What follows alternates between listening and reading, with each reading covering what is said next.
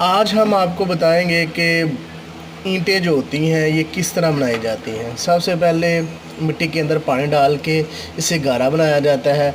फिर इस गारे को अच्छे तरीके से मिक्स करके एक छोटी कटाली के ऊपर डाल के ग्राउंड में ले जाते हैं। फिर उसको अलग-अलग करके थोड़ा-थोड़ा करके डाल देते हैं। उसके बाद थोड़ा-थोड़ा पानी लगाया जाता है ताकि इसके साथ रेत को अच्छे तरीके से मिक्स किया जाए। फिर उसके बाद एक छोटा सा हमारे पास सांचा होता है, उसके अंदर मिट्टी को डाला जाता है, जो इजाफी होती है उसको अलग कर लिया जाता है। इसी तरह वन बाय वन हम तमाम ईंटों को इसी तरह बनाया जाता है। जो इजाफी मिट्टी होती है उसको उतार लिया जाता है। फिर इसके बाद काम ये होता है, जब ये खुश्क हो जाती हैं तो इसको कहाँ पे ले जाते हैं, चिमनी के अंदर जाके जोड़ दिया जाता है। फिर ये चिमनी है, चिमनी के अंदर आग जलाई जाती है। आग जलाने के बाद जब ईंटें पक जाती हैं तो ऊपर से